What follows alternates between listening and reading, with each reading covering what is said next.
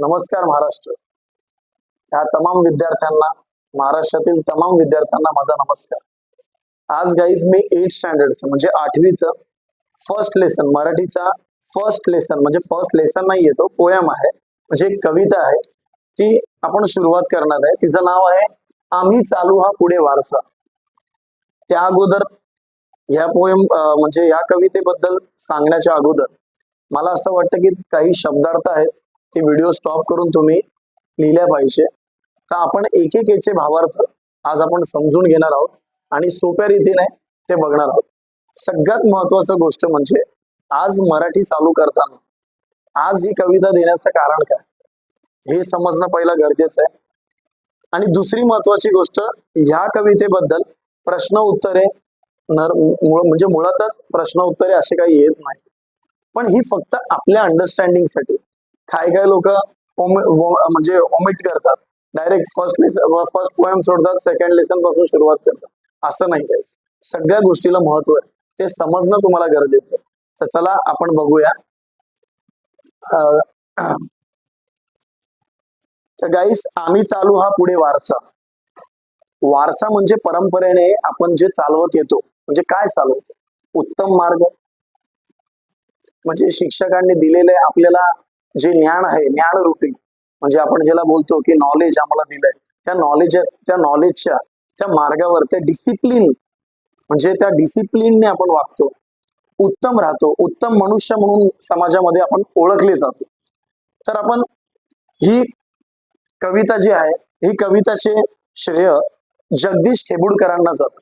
जगदीश खेबुडकरांनी बऱ्याचशा अशा कविता लिहिलेल्या आहेत, बरोबर आहे. आणि ह्या कवितामध्ये म्हणजे त्यांनी सांगितलंय की ज्ञानाची त्यांनी माहिती दिलेली आहे, की गुरूंची शिकवण किंवा गुरु म्हणजे कोण. आता मी ऍज अ टीचर तुम्हाला शिकवतो, मग तुमच्यासाठी गुरु कोण, जो ज्ञान देणारा आहे, बरोबर आहे. एक गुरुच्या शिकवणीतून सद्गुण कसं निर्माण होतं. सद्गुण म्हणजे उत्तम, उत्तम असा पुरुष, चांगले ज्ञान, उत्तम ज्ञान, त्याला आपण काय बोलतो, सद्गुण, चांगली वागणूक असं आपण म्हणतो, बरोबर आहे.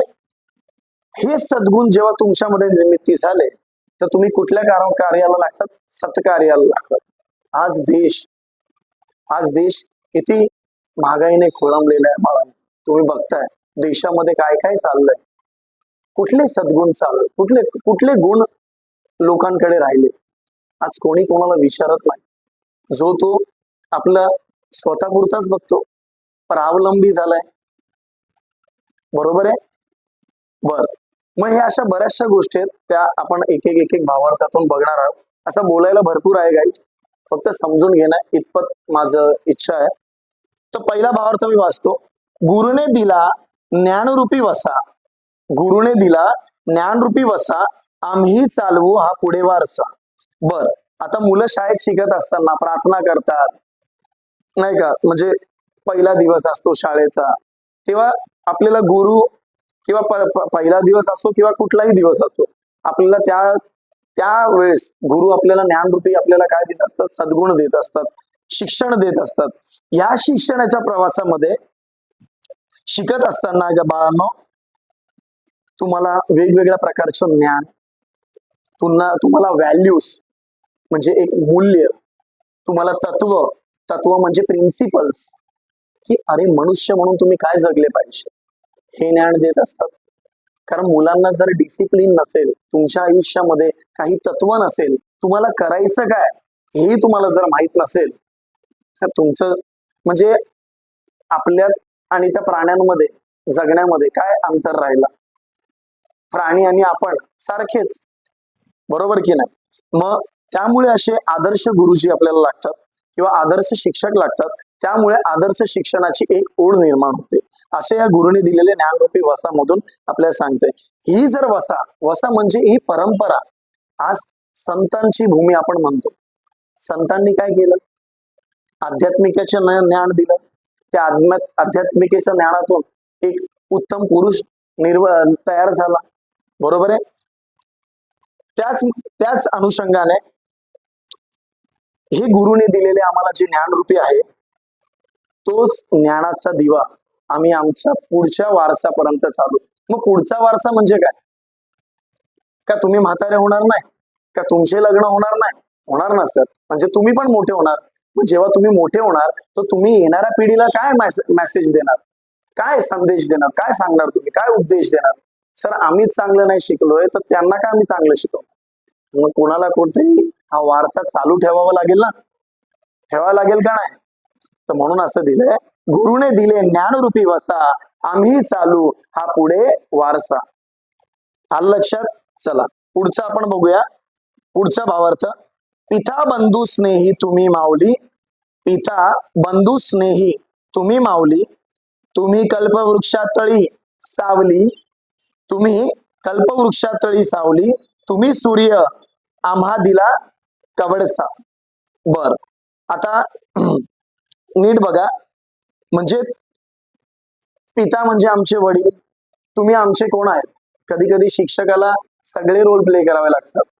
कसे रोल? म्हणजे शिक्षक हा तुमचा मित्रही बनतो, शिक्षक हा तुमचा वडीलधारी मनुष्यही बनतो, शिक्षक हा तुमचा कधी कधी आई देखील बनतो, शिक्षक हा तुमचा बंधू देखील बनतो. बंधू म्हणजे भाऊ, बरोबर का नाही? बर, त्याच हिशोबाने स्नेही पण बनतो. स्नेही म्हणजे अॅमिकेबल बनतो इंग्लिश मध्ये, म्हणजे मित्र. काय म्हणतो आपण त्यांना? मित्रही बनतो. मग हे सर्व रोल प्ले करत असताना एक आईचीच दर्जा दिली जाते, आईचीच दर्जा दिली जाते ना एक शिक्षकाला. बर, मग ते सांगतात या ओळीमध्ये, तुम्ही कल्पवृक्षातळी सावली. कल्पवृक्ष म्हणजे काय म्हटलं मी? इच्छापूर्ती करणारे झाड. असे झाड कल्पवृक्ष, एवढं मोठं बलाढ्य झाड की कितीही ऊन असलं, त्या कितीही असं बाहेर ऊन असलं, त्या झाडाच्या खाली जी सावलीचा आनंद घ्यायला, जे बोलतात ना एक गाढ झोप, झाडाखाली आपण दुपारच्या क्षणात अशी घेतो, त्या कल्पवृक्षाखाली. गावाला प्रत्येक ठिकाणी मोठे मोठे असे कल्पवृक्ष असतात, वड्याचे झाडं असतात, त्याच्या खाली चर्चा होते, गावांची बैठक होते, काही काही लोक आडोशा घेतात, बरोबर का नाही? मग असा कल्पवृक्षातला सावली आहे मी, असं कोण म्हणतं? गुरुजी. तशी तुम्हाला सावली देतो, तुम्हाला ज्ञानरूपी सावली देतो, तुम्हाला प्रत्येक वळणावर सांगत असतो काय उत्तम करायचं, काही नाही करायचं, बरोबर आहे? तुम्ही सूर्य आम्हा दिला कवडसा, तुम्ही सूर्य आम्हा दिला कवडसा, म्हणजे तुमचे ज्ञानरूपी सूर्य बनून आम्हाला तुमचे जे रेस आहेत ना, सूर्याचे रेस, ते झरोका ज्याला आपण म्हणतो, तो आम्हाला तुम्ही दिलाय, तो ज्ञान तुम्ही आम्हाला दिलाय. आलं लक्षात गाळांनो?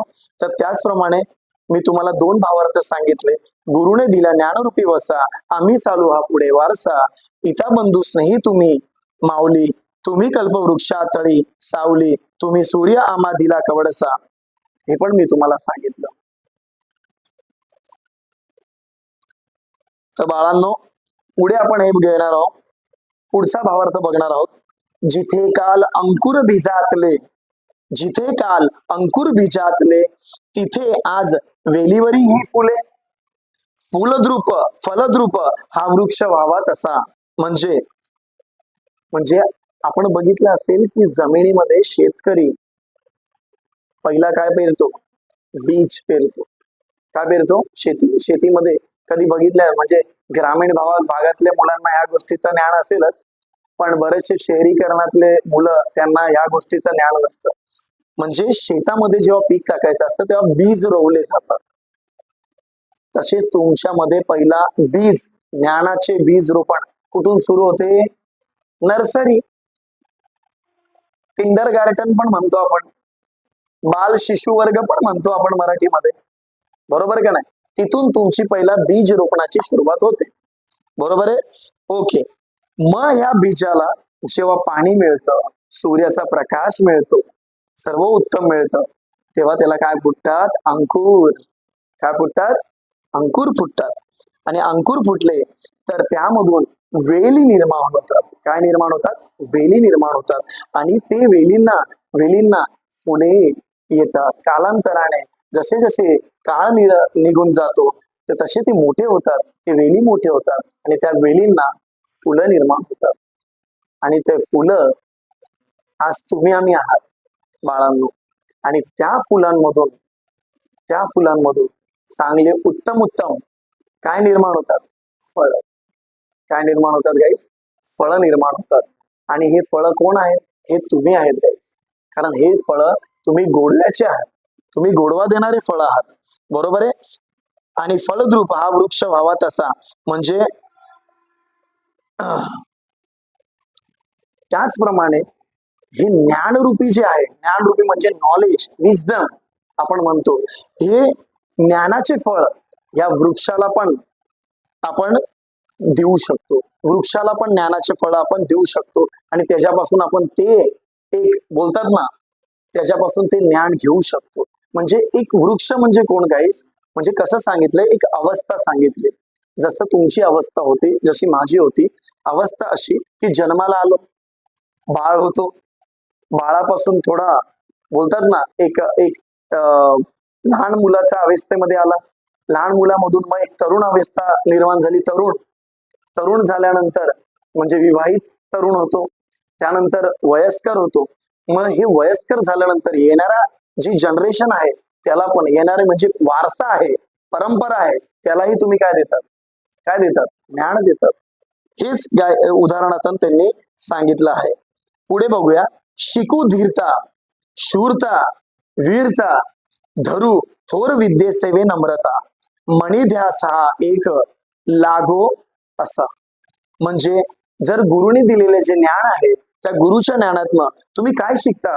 तुम्ही शिकता संयम. संयम म्हणजे काय? पेशन्स. आजची पिढी ही खूप इम्पेशंट आहे, त्यांना संयम मुळातच नाही. ते कुठली पण गोष्टीला जिद्दीपणा करतात, त्याला इंग्लिश मध्ये आपण स्टबन म्हणतो. आणि ह्या जिद्दीपणामुळे नंतर ते रिअलाइज करतात, अरे ही जिद्दी नव्हती करायला पाहिजे, थांबलो पाहिजे होतं. म्हणजे गुरु तुम्हाला हेच सांगतात, तुमच्यामध्ये संयम पाहिजे. आज कितीतरी मुलं, लाखो मुलं नीटची परीक्षा, जेईची परीक्षा, अशी स्पर्धा परीक्षा देतात. त्या स्पर्धा परीक्षेमध्ये कोणी पहिल्या प्रयत्नामध्ये यशस्वी होत नाही. त्यांना 2, 3, 4, 5 असे 5-6 वर्ष जातात, अपयशी होतात. पण ते मुलं पण संयम ठेवतात की एक दिवस माझा येईल, माझे कष्टाचे बीज रोवले जातील. तसं तुम्ही पण काय मुलांनो, आज मनात ध्येय निश्चिती करा की मी पण संयम ठेवणार. कळलं? जिद्दी बनू नका बाळांनो. बर, संयम म्हणजे पेशन्स. धाडस. सर आम्हाला धाडस म्हणजे काय? करेज, हिम्मत. कारण त्या हिम्मतलाच किंमत असते असं म्हणतात. पण तो धाडस कसला असला पाहिजे? उत्तम गुणांचा धाडस असला पाहिजे. नाही तर मला धाडस आहे, माझ्या बहिणीला छेडतो मी, आता मारतो, तो धाडस नव्हे. हा धाडस पराक्रमाचा आहे, यशाचा आहे, की मी शिकून चांगले उत्तम गुण घेऊन काहीतरी माझ्या आयुष्यात करून दाखवेल. हा धाडस असला पाहिजे बाळांनो या वयात. बर, पराक्रम, वीरता. वीरता म्हणजे काय? पराक्रम. आता वीरता काय? आता तुम्ही काय वीरता करणार? हो, योग्य वेळ आली तर आम्ही वीरता दाखवू, बरोबर का नाही? पराक्रम करू. मग पराक्रम कशामध्ये करा? शिकण्यामध्ये करा. आज तुमच्या आमच्यामध्ये सर्वांमध्ये एक कॉम्पिटिशन आहे, स्पर्धा आहे. त्या स्पर्धेमध्ये पराक्रम करा. आणि अशा पण तुम्ही पराक्रमी लोकांच्या गाथा ऐकलेल्याच आहेत. त्यापैकी माझे ज्यांना मी बोलतात ना आधारस्तंभ मानतो, किंवा माझे ज्ञानरूपी एक बोलतात ना आचरणाचे गुरु मानतो, सद्गुण मानतो मी. सर्व म्हणजे माझ्यासाठी ते सर्वज्ञ आहे. ते म्हणजे माझे छत्रपती शिवाजी महाराज.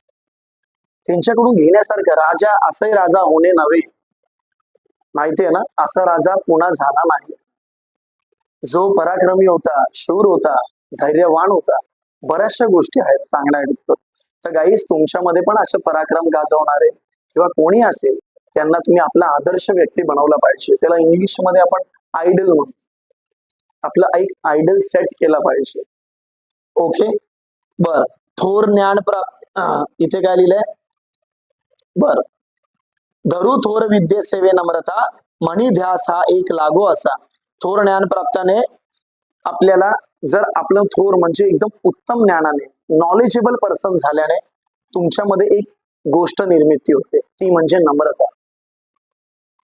नम्रता म्हणजे तुम्ही विचारपूर्वक बोलता, उत्तमरित्या बोलतात, तुमच्या मुखामध्ये गोडवा असतो, माधुर्य असतं, बरोबर का? बर, पण हे कशामुळे होईल? तुम्ही बघा, कधी कधी तुम्ही आहे ना अशा व्यक्तींची तुलना करा जे अशिक्षित आहे आणि जे शिकलेले आहे. तुम्हाला अंतर कळून जाईल माझं सांगण्यापेक्षा. शिकलेले लोक नेहमी नम्रतेने बोलतात आणि अशिक्षित लोक हे वाचा गचाळ वापरतात. बघा तुम्ही, सगळेच तसे नसतात, काही असतात, बरोबर?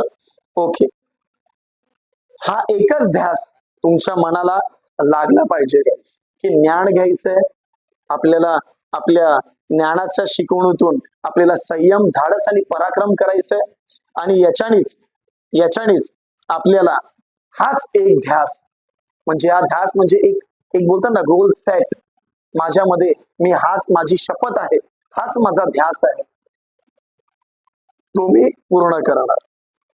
ओके, समजलं असेल बाळांनो? शेवटचे 2 भावार्थ राहिले बाळांनो, तर ते बघूया आपण. जरी दुष्ट कोणी करू शासन, जरी दुष्ट कोणी करू शासन, गुणी सज्जनांचं करू पालन, गुणी सज्जनांचं करू पालन, मनी मानसी हाच आहे ठसा. म्हणजे काय गाईस? हे बघा, कोणी आता या भूलतलावरती जो व्यक्ती आलाय जन्माला, तो काही चांगलं करतो तर काही चुकीचं करतो, बरोबर का नाही? उत्तम करणारे सद्गुणी असतात, त्यांना शासक म्हणतात किंवा शासनचे पालन करते म्हणतात. शासन म्हणजे गव्हर्नमेंट, बरोबर आहे? आणि जे दूषित असतात त्यांना काय करतात? त्यांना काय असतं? पोलीस प्रशासन असतं, त्यांना ते काय करतात? पोलीस प्रशासन दंडित करतात. काय करतात? दंडित म्हणजे फाईन, शिक्षा देणे. आता तुम्हाला हे ह्या भूतलावरती, ह्या वाटेवरती दोन्ही प्रकारचे व्यक्ती मिळणार, एक सद्गुण आणि एक दुष्ट. याच्यावरून मला असं वाटतं की तुम्हाला पण एक गोष्टचं शिकवण घेतली पाहिजे. शाळेमध्ये पण तुमच्या वळणावर हे उत्तम गुणातला आणि दुष्ट गुणातला हे दिसतात, पण तुमची आवड निवड काय हे तुम्ही ठरवली पाहिजे. बाळांनो, कळलं? बर, मग जे दुष्ट आहे त्यांना दंडित केलं जाईल, पण जो गुणी आहे, तो सज्जन आहे, तो पालन करता आहे, तो रक्षण करतो, तो प्रत्येक गोष्टीचं रक्षण करतो. कुठल्याही व्यक्ती अडचणीत असेल त्याची सेवा करतो, रक्षण करतो. ओके, बर, हा पक्का विचार, योग्य आणि अयोग्यचा हा पक्का विचार तुमच्या मनात तुम्ही काय केला पाहिजे? बीज रोवले पाहिजे, दृढ केला पाहिजे, निश्चित केला पाहिजे, बरोबर? बर, पुढे आपण बघूया शेवटचा भावार्थ. तुझी त्याग सेवा फळाई अशी, तुझी त्याग सेवा फळाई अशी, तुझी कीर्ती राहील दाही दिशी, तुझी कीर्ती राहील दाही दिशी, अगा पुण्यवंता भल्या माणसा. म्हणजे कोण? हे भला मनुष्य, हे मनुष्य, कारण आपण मनुष्य आहात ना सर्व, मग त्यामध्ये मुलं पण आले, मुली पण आले, मूळ मनुष्य जात. तुम्ही मनुष्य आहात, हे तुम्ही भले आहात, बरोबर आहे? पुण्यवान आहात की तुम्हाला मनुष्य म्हणून जन्म भेटलेला आहे. त्या मनुष्य जन्माला हे ज्ञानी माणसा तुम्ही केलेला जो त्याग आहे उत्तम पुरुष बनण्याचा, बरोबर आहे? त्यानंतर तुमची सेवा जी आहे ती आमच्या रूपाने, म्हणजे शिक्षकांनी शिकवलेल्याच्या रूपाने ती फळाला येईल. म्हणजे चांगलं ज्ञान दिलंय तर हे मुलं बाहेर जाऊन काहीतरी चांगलं उत्तम करतील असं म्हणून येईल. तुम्ही उत्तम कराल तर तुम्ही जगभरात नावलौकिक व्हाल. आज तुमच्याच वयाचे बरेचसे मुलं आहेत जे जगभरामध्ये नावलौकिक आहेत.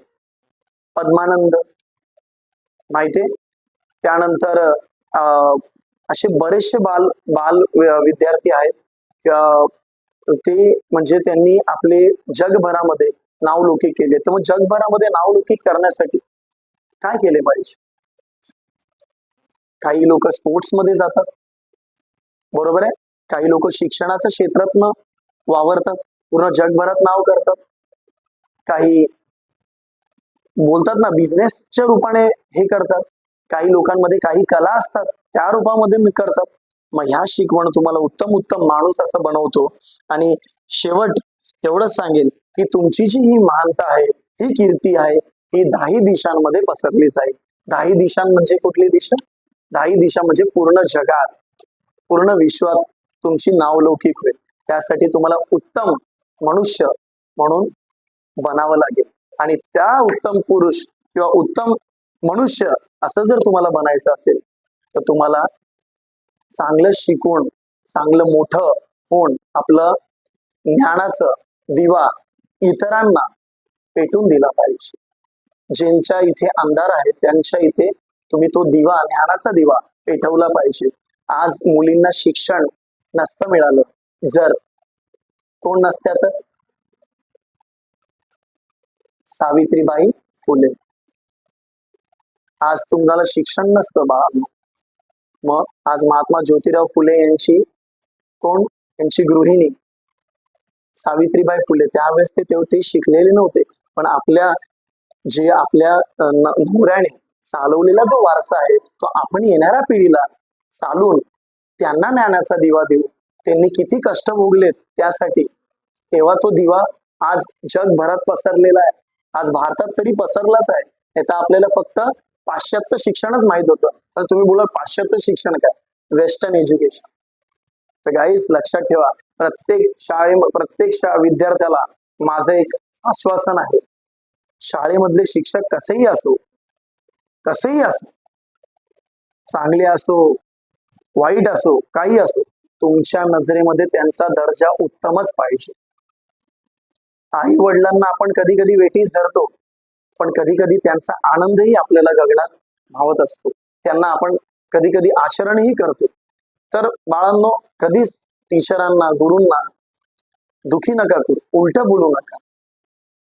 त्यांचं ज्ञानाचं आचरण ठेवा, कारण ते तुमच्यापेक्षा जास्त अनुभवी आहेत. हेच मला अख्ख्या महाराष्ट्रातील विद्यार्थ्यांना सांगणं आहे. म्हणून हाच वारसा गाईस, उत्तम रित्याचा वारसा तुम्ही पुढे तुमच्या येणाऱ्या जनरेशनला, पुढच्या वारसाला चालू ठेवा. उत्तम मार्ग आणि उत्तम विचार ठेवा. हेच मला एवढं सांगणं होतं बाळांनो. हे मी काही शब्दार्थ दिलेले आहे, ते तुम्ही लिहून घेतले पाहिजे. आणि मला एवढंच सांगायचं होतं गाईस. ही व्हिडिओ बघा, लाईक करा, आवडली तर सबस्क्राईब करा आणि जास्तीत जास्त तुमच्या इतर मित्रांना शेअर करा. जय हिंद, जय महाराष्ट्र.